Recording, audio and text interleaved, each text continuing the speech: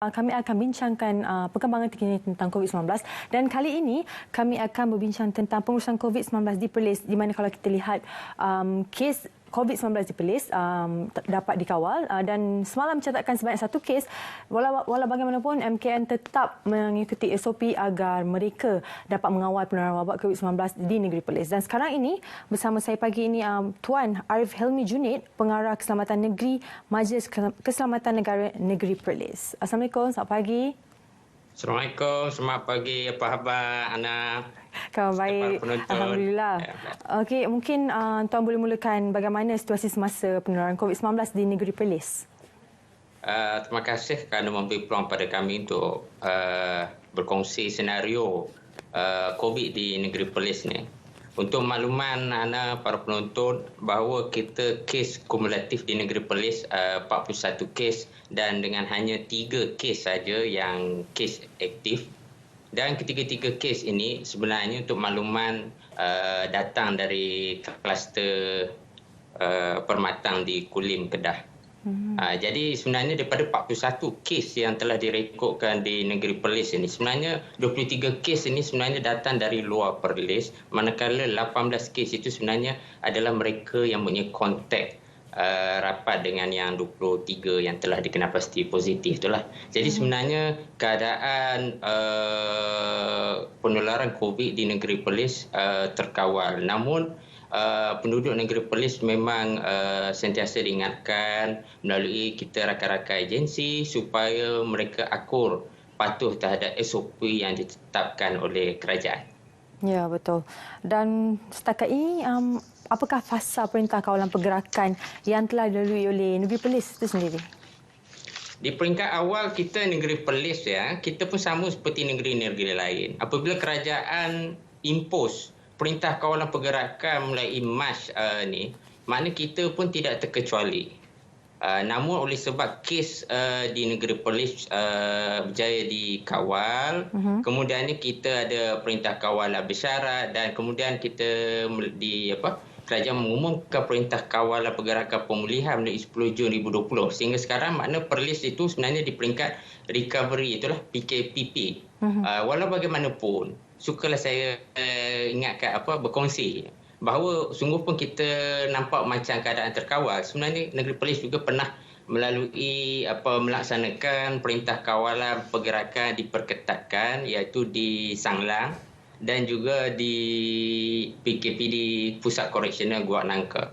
Sanglang ni unik sikit oleh sebab asalnya ni ialah daripada kluster Siva Gangga, mana pembawa ini bawa mai jauh dari India, kemudian dibawa ke Kubang Pasu, kemudian merebak sampai ke Sanglang Perlis kerana seorang memberi kesan kepada lebih 10,000 orang yang terpaksa menjalani PKPD. Itu maknanya sebenarnya adalah satu peringatan pada kita semua, para penonton. Betul. Supaya kita akur terhadap arahan supaya tidak keluar daerah melainkan untuk tugasan kerja saja. Betul. Dan bagaimana pula dengan faktor yang menyebabkan bilangan kes di negeri Perlis ini jauh lebih kecil berbanding negeri-negeri lain. Walau negeri Perlis ini antara Kedah dan Penang, tapi mereka dapat mengawal penularan wabak COVID-19 itu sendiri.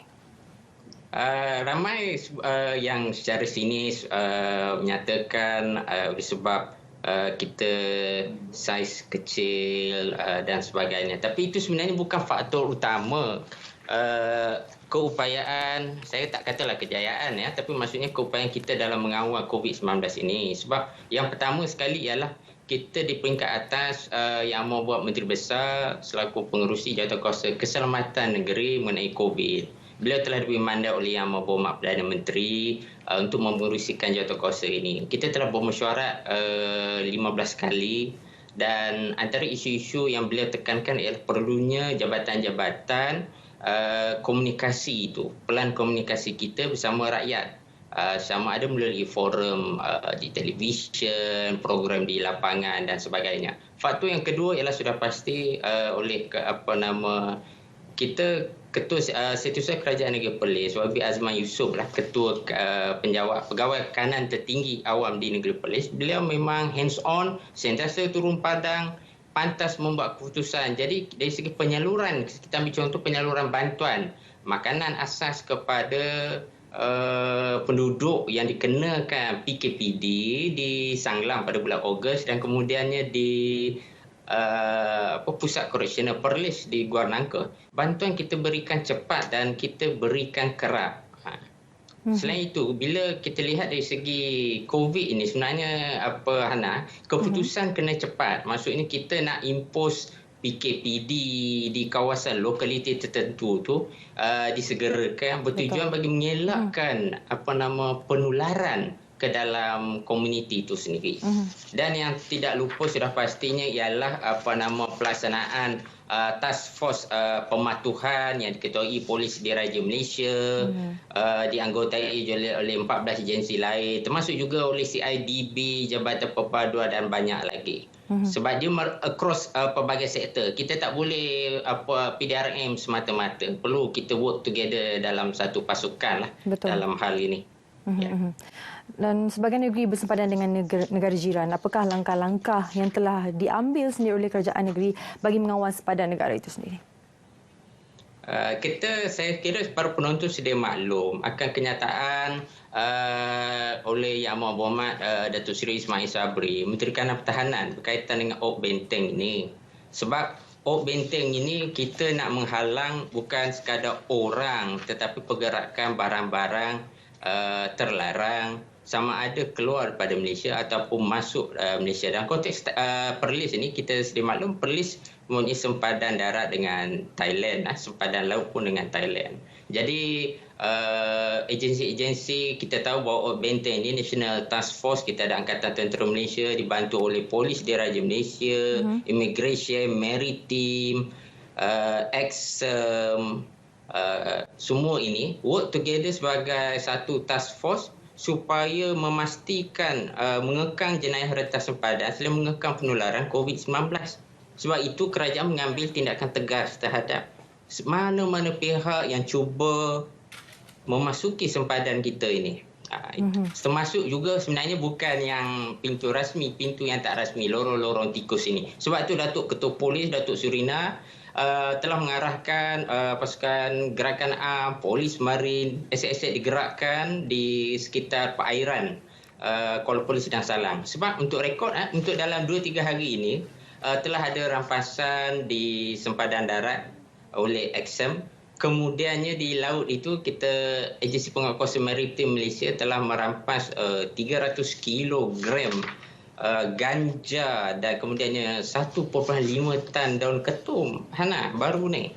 Jadi kita dapati bahawa proses kesungguhan agensi penguatkuasa dalam mengekang penularan COVID ni wajar disanjung tinggi dan rakyat khususnya, terutama penduduk Perlis sendiri boleh berkongsi maklumat berkaitan aktiviti-aktiviti yang mencurigakan ini kepada pihak berkuasa, sama ada berhubung terus dengan mereka ataupun menghubungi hotline National Task Force lah.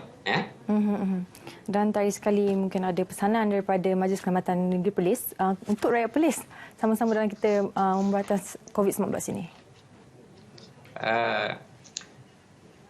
Sebenarnya kita ingatkan lagi sekali supaya kita penduduk negeri Perlis umumnya, khususnya dan rakyat Malaysia amnya, kita mematuhi SOP yang telah ditetapkan oleh kerajaan. Kita jaga kita. Kita tak boleh mengharapkan pihak lain semata-mata untuk menjaga diri kita. Apa perasaan kita melihat ada rakan-rakan frontliner berpisah dengan keluarga, dihantar ke Sabah. Ada setengahnya tak sempat jumpa pun pasangan, hanya jumpa di sekatan jalan raya. Kita juga lihat bahawa ada orang bersusah payah untuk mencari pendapatan secara dalam talian maupun seperti yang telah dikongsikan oleh Selamat Pagi Malaysia tadi ya, ada OKU yang menjalankan perniagaan roti canai. Tapi saya nak cuba tak boleh sebab kita merentas daerah. Jadi kita harapkan kerjasama rakyat, kita mengekang penularan dalam komuniti ini sekaligus membolehkan PKPD bersyarat ini diubah kepada Perintah Kawalan Pergerakan Pemulihan demi kemakmuran kita semua. Baik, terima kasih sekali lagi Tuan Arif Helmi Junid, Pengarah Keselamatan Negeri Majlis Keselamatan Negara Negeri Perlis, di atas perkongsian Tuan. Terima kasih banyak. Ya, terima